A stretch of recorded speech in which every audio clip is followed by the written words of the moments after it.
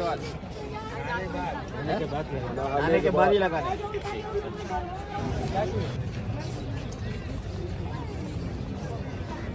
ತಿರ್ಗಾ ಹಂಗೆ ಎಲ್ಲಿಗೆ ಹರ್ ಮಹಾದೇವ್ ದೇವಸ್ಥಾನ ಹೋಗ್ಬಿಡ್ರಿ ರಶ್ ಇರುತ್ತೆ 2 ದಿನ 1 ದಿನ ಆಗೋಗ್ಬಿಡುತ್ತೆ ಈಗ ದರ್ಶನ ಮಾಡಿ ಕೆಳಗೆ ತಿರುಗಿದ್ರೆ ಘಾಟು ಅಲ್ಲಿ ಬೋರ್ಡ್ ಹಾಕಿರ್ತಾರೆ ಅಲ್ಲಿ.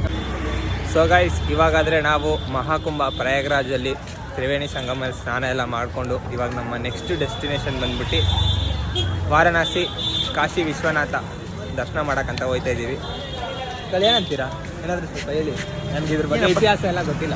ಅಲ್ಲ, ಇದು ಪುರಾತನ ಇತಿಹಾಸ ನನಗಿಂತ ಜಾಸ್ತಿ ಇವ್ರು ನಮ್ಮ ಅಣ್ಣವ್ರಿಗೆ ಗೊತ್ತು, ಚೆನ್ನಾಗಿ ಇವಾಗ ಹೇಳ್ತಾರೆ ಅವರು. ನಮಸ್ಕಾರ. ಈಗ ಕುಂಭಮೇಳ ಪ್ರಯಾಗ್ರಾಜನ್ನು ಮುಗಿಸ್ಕೊಂಡು ಈಗ ಕಾಶಿ ವಿಶ್ವನಾಥ ದೇವಸ್ಥಾನನ ದರ್ಶನ ಮಾಡಕ್ಕೆ ಬಂದಿದ್ದೀವಿ. ಸುಪ್ರಸಿದ್ಧ ಪ್ರಪಂಚಕ್ಕೆ ಓಲ್ಡ್ ಸಿಟಿಯನ್ನು ಒಂದು ಪ್ರಖ್ಯಾತ ಪಡೆದಿರುವಂತಹ ಕಾಶಿ ವಿಶ್ವನಾಥ ಮಂದಿರಕ್ಕೆ ಈಗ ಆಗಸ್ತಾ ಇದ್ದೀವಿ.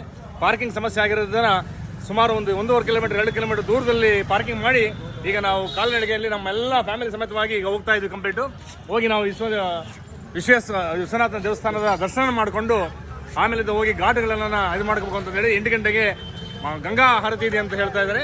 ಹಾಗಾಗಿ ಏನಪ್ಪ ಅಂದರೆ ಈ ಓಲ್ಡ್ ಸಿಟಿ ನೋಡೋದಕ್ಕೆ ಒಂದು ಅದ್ಭುತವಾದಂತಹ ಇದು ಹಿಂದೂ ಧರ್ಮವನ್ನು ಹೇಗೆ ಇದೆ ಏನು ಅನ್ನೋದನ್ನ ಇಲ್ಲಿ ಬಂದು ನೋಡಿದ ಮೇಲೆ ಅರ್ಥವಾಗುತ್ತೆ. ಎಂತಹ ಸುಂದರವಾಗಿದೆ ಅಂತ ಹೇಳಿದರೆ ಅದ್ಭುತವಾದಂತಹ ಅವತ್ತಿನ ಕಾಲದಲ್ಲಿ ಪುರಾತನ ತಲತಲಾಂತರಗಳಿಂದನೂ ಕಟ್ಟಿರೋಂತಹ ಎಲ್ಲ ರಾಜಬೀದಿಗಳಾಗಿರ್ಬೋದು, ದೇವಸ್ಥಾನಗಳಾಗಿರ್ಬೋದು, ಇವನ್ನೆಲ್ಲ ನೋಡ್ತಾ ಇದ್ರೆ ಬಹಳ ಆನಂದವಾಗ್ತಾ ಇದೆ. ಪ್ರತಿಯೊಬ್ಬ ಹಿಂದೂಗಳು ಕೂಡ ಬಂದು ದಯವಿಟ್ಟು ಕಂಪ್ಲೀಟ್ ಈ ಕಾಶಿ ವಿಶ್ವನಾಥನ ದರ್ಶನ ಮಾಡಬೇಕಂತ ತಮ್ಮಲ್ಲೆಲ್ಲ ಕಳಕಳಿಯಾಗಿ ಮಾಡ್ತಾ ಇದ್ದೀವಿ. ನಾವು ಕೂಡ ಕುಟುಂಬ ಸಮೇತರಾಗಿ ಎಲ್ಲರೂ ಹೋಗಿ ಈಗ ಕಾಶಿ ವಿಶ್ವನಾಥನ ದೇವಸ್ಥಾನನ ದರ್ಶನ ಮಾಡೋಕ್ಕೆ ಹೋಗ್ತಾ ಇದ್ದೀವಿ. ನೀವು ಬಂದು ದರ್ಶನ ಮಾಡಿ ಅಂತ ಹೇಳಿ ತಮ್ಮಲ್ಲಿ ಕಳಕಳಿಯಾಗಿ ಪ್ರಾರ್ಥನೆ ಮಾಡ್ಕೊಡ್ತೀನಿ ಬಂಧುಗಳೇ. ಸೊ ನಾವಾದರೆ ಇವಾಗ ಹೇಳ್ದಂಗೆ ಕಾಶಿ ವಿಶ್ವನಾಥ ಟೆಂಪಲ್ನ ದರ್ಶನ ಮಾಡೋಕ್ಕಂತ ಹೋಗ್ತಾ ಇದ್ವಿ. ಬನ್ನಿ ನೋಡೋಣ. ಇವಾಗ ಸದ್ಯಕ್ಕೆ ಬೋಟ್ ಹಿಡಿಬೇಕು. ನಾವು ಹರಿಶ್ಚಂದ್ರ ಘಾಟ್ ಹತ್ರ ಹೊಟ್ಟಿದ್ದೀವಿ. ಸೊ ಅಲ್ಲಿ ಹೋಗ್ಬಿಟ್ಟು ನಾನು ನಿಮ್ಗೆ ಸಿಗ್ತೀನಿ.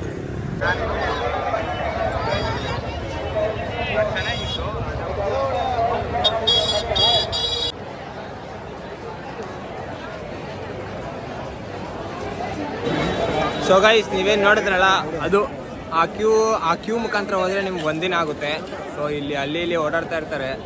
ಅವರು ಒಂದು 500-1000 ಇಸ್ಕೊಂಡ್ರೆ ಸೀದಾ ಒಳಗಡೆ ಎಂಟ್ರಿ ಕೊಡ್ತಾರೆ. ಹಾಫ್ ಆನ್ ಅವರಲ್ಲಿ ನಿಮ್ಮ ದರ್ಶನ ಮುಗ್ದೋಗ್ಬಿಡುತ್ತೆ.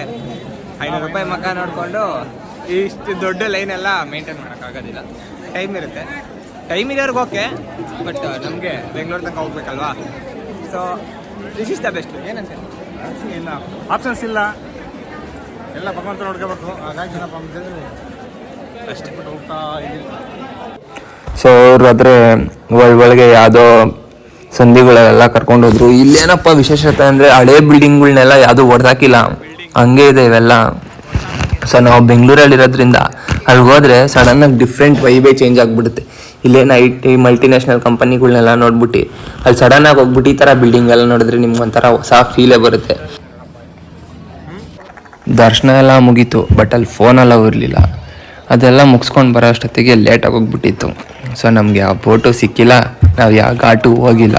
ಸೊ ಫೈನಲಾಗಿ ಡಿಸಪಾಯಿಂಟ್ ಆಗಿಬಿಟ್ಟು ವಾಪಸ್ ಹೋಗ್ಬೇಕಾದ್ರೆ ಇಲ್ಲೇ ಪಕ್ಕದಲ್ಲಿ ಒಂದು ಘಾಟ್ ಇದೆ ಅಂತ ಹೇಳಿದ್ರು. ಸೊ ನಾವು ಇನ್ನೇನು ತಡ ಅಂದ್ಕೊಂಡು ಹಂಗೆ ಸೀದಾ ನಡ್ಕೊಂಡು ಹೋದ್ರಿ. ಇದಾದರೆ ಗಂಗಾ ಆರತಿ ಮಾಡೋ ಜಾಗ, ಬಟ್ ನಮ್ಮ ಬ್ಯಾಡ್ ಲಕ್ಕಿಗೆ ಗಂಗಾ ಆರತಿನೂ ಮಾಡ್ತಾ ಇದ್ದಿಲ್ಲ. ಸೊ ಹೋಗ್ಲಿ ಅಂತ ನಾವು ಸೀದಾ ಘಾಟ್ ಹತ್ರ ಹೋದ್ವಿ. ಅಲ್ಲೋಗಿ ನೋಡಿದ್ರೆ ಸೀದಾ ಯಾವುದೋ ಹೆಣನ ರೆಡಿ ಮಾಡ್ತಾಯಿದ್ರು ಸುಡೋಕ್ಕೆ.